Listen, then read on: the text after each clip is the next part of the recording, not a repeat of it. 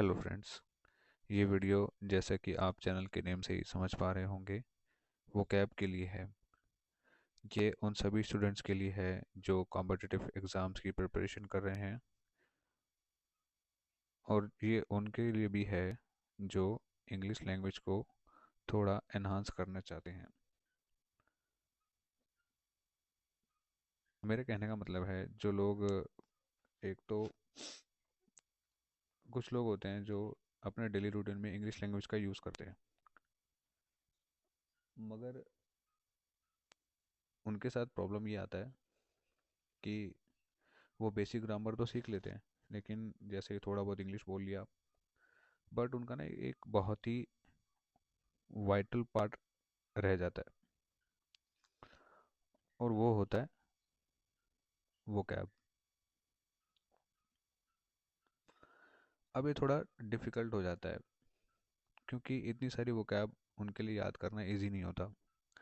क्योंकि अब हम जैसे नॉर्मली इंग्लिश को समझते हैं, आजकल हर कोई बेसिक इंग्लिश समझता है, बट ऐसा होता है कि कई बार बहुत से ऐसे वर्ड्स होते हैं हम किसी डॉक्यूमेंट में पढ़ते हैं, या फिर कहीं किसी से बात करते हुए सुनते हैं, या कहीं किसी वीडियो में, या कहीं भी किसी भी जगह हम ऐसे वर्ड्स होते हैं जो हमें नहीं पता होते, हम सुनते हैं या हम पढ़ते हैं, तो हमें उनकी मीनिंग्स नहीं पता होते। तो मैं ये उनके लिए बेसिकली ज़्यादा बात कर रहा हूँ जो रेगुलर बेसिस पर चाहते हैं कि हमारी इंग्लिश धीरे धीरे सुधरती रहे। लेकिन उनके लिए मेन इशू यही आता है कि अब वो इतनी सारी वोकैब्स को याद कैसे करेंगे। देखिए, इनका इसका एक सोल्यूशन है। सबसे पहले तो इसके लिए आपको बहुत ज़्यादा डेडिकेटेड होना पड़ेगा, और दूसरी चीज़ है कि हमें डेली वर्क करना होगा।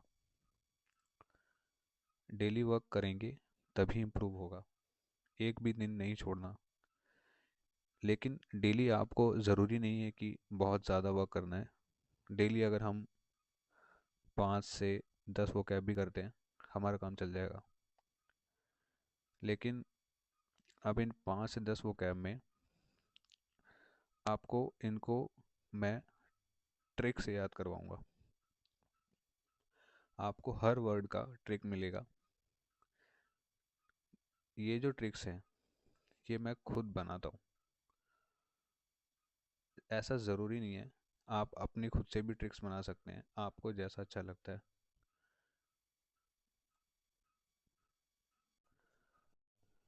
आप अपने तरीके से भी वो कैब के ट्रिक्स बना सकते हैं, अपने डेली लाइफ से कहीं से भी किसी भी वर्ड को रिलेट कर सकते हैं। आप अपनी पसंद से भी बना सकते हैं, मगर जैसे मैंने किया, मैंने वो वर्ड्स को याद किया, मैंने भी वर्ड्स को जिस तरीके से ट्रिक से बना के याद किया, मैं वो आपके साथ शेयर करूँगा कि मैंने कैसे किया, और आई होप इससे आपकी हेल्प हो सकेगी।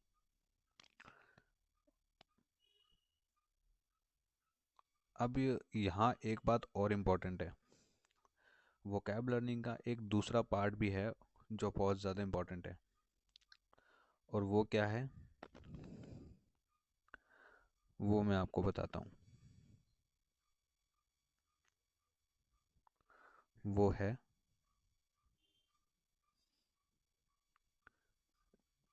रिवीजन। ये सबसे ज़्यादा आपकी हेल्प करेगा आपको याद करने में। ट्रिक तो आपको याद आप कर लोगे। यहाँ बहुत से लोग होते हैं जो ट्रिक्स कर लेते हैं याद, लेकिन फिर क्या होता है कि कुछ टाइम बाद वो आपके माइंड से आप भूलने लगेंगे उस चीज़ को।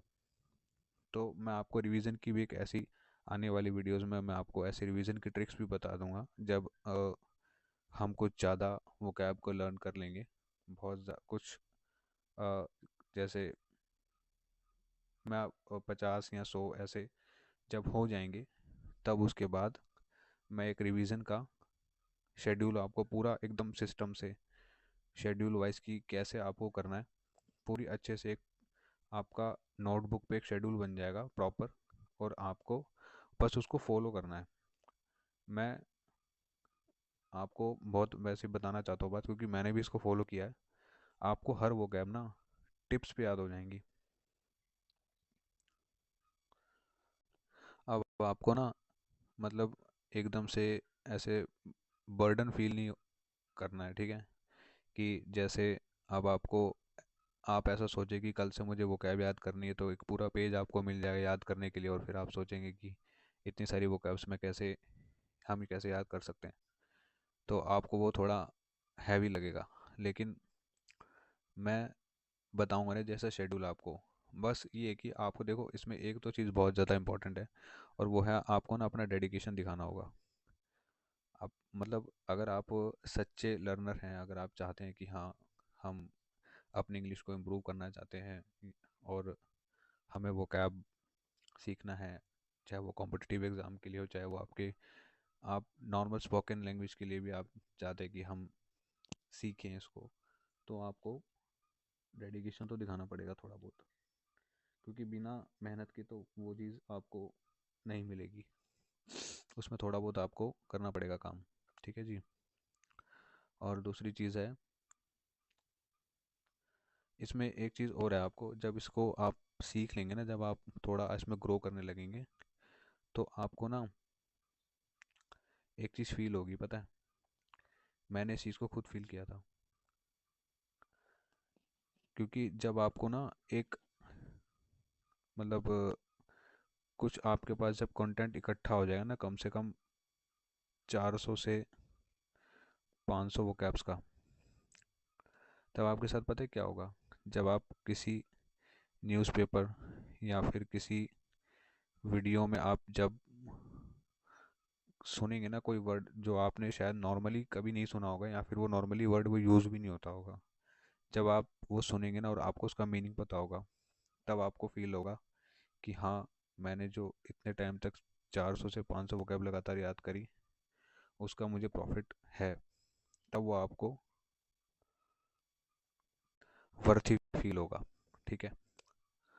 और जहाँ तक बात है कॉम्पिटिटिव एग्ज़ाम्स की, तो उसके लिए भी रेलेवेंट कंटेंट मैं पूरी कोशिश करूँगा कि रेलेवेंट कंटेंट दूँ।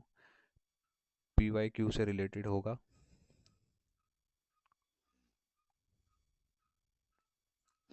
वो पीवाईक्यू से रिलेटेड होगा, और आपके जो भी वो कैब्स क्लोज टेस्ट, क्योंकि मैंने ना खुद इस चीज़ को बहुत ऑब्जर्व किया है कि वो कैब में ना जो पूरा इंग्लिश का एग्ज़ाम होता है ना, इंग्लिश का जो पार्ट होता है किसी भी एग्ज़ाम में, चाहे वो CGL हो, CHSL हो, कोई भी एग्ज़ाम हो, तो वो हर किसी में मैंने मैंने खुद बहुत अच्छे से ऑब्जर्व किया कि वो कैब कितना